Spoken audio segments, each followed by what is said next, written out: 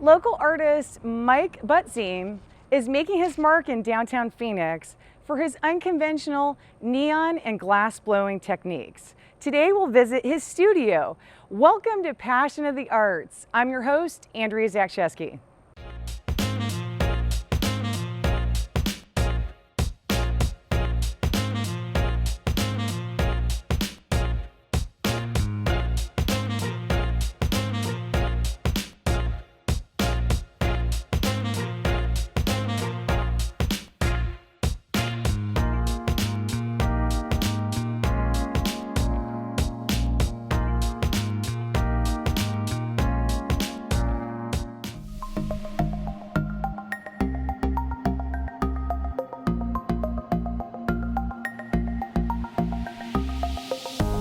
My name is Michael Butzine. I'm a glass artist from Phoenix, Arizona. I grew up as an athlete. In high school, I really was trying to become a football player.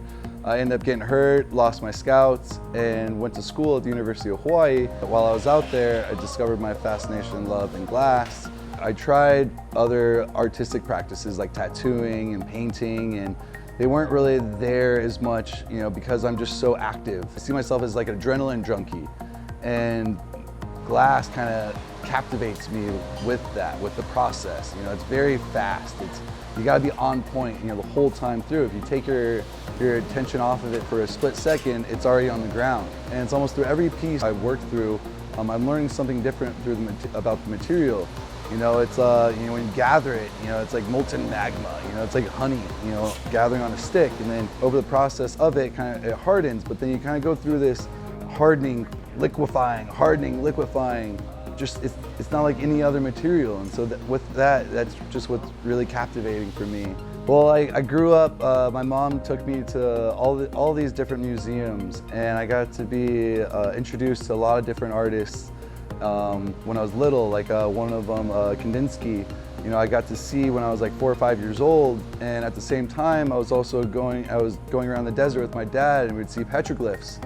And I made the similarity between Kandinsky's pieces in the museum and the petroglyphs on these rocks. So then I'm really learning these artists and their philosophies and theories. And I try to think like, all right, well, if I was to be doing that in their time, what would they be doing in this time? So I started with soft glass. That was like a discipline that I feel like I did for about 10 years.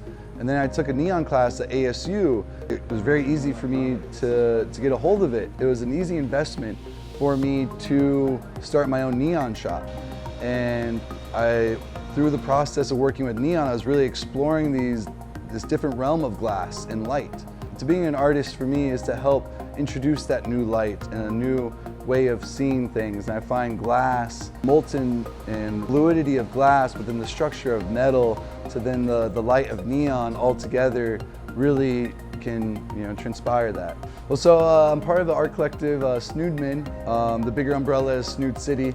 We were making art decor for like music festivals. But yeah, music festivals has been a big way for us to make money and to actually get paid to learn, get paid to go to school in a way.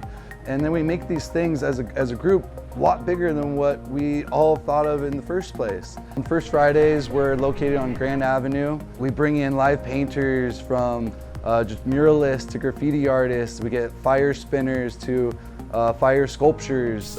We create 1-2 stages, and we have a whole wide array of DJs, musicians, and we basically create this whole platform, under Snood City of the art scene, of what's happening here in Phoenix. A lot of people, there's a lot of very creative individuals, and there's not many platforms. And so we use our platform to help, give the spotlight to a lot of creatives. It's always rad. It's always rad. With what I'm gonna be showing today, I'll be making a neon saguaro cactus. It's a series of, I think, 3 different bends that I'll be doing. I'll have a kind of a map laid out on the table that then I will take this straight tube, heat a certain area, and bend it, match it to whatever that is on the map, which will be the saguaro. And then after I finish bending it, then I'll take it to the bombarding station, You know, where I have a vacuum pump and a huge transformer that can basically like power a neighborhood, and I put all that voltage and amperage all into this one little piece of glass, and it's just, and then I'll be putting that into a cigar box. You know, it's a funny little neon saguaro is what I call it, and they're just a perfect little symbol for what I believe is representation of, you know, the desert art of today.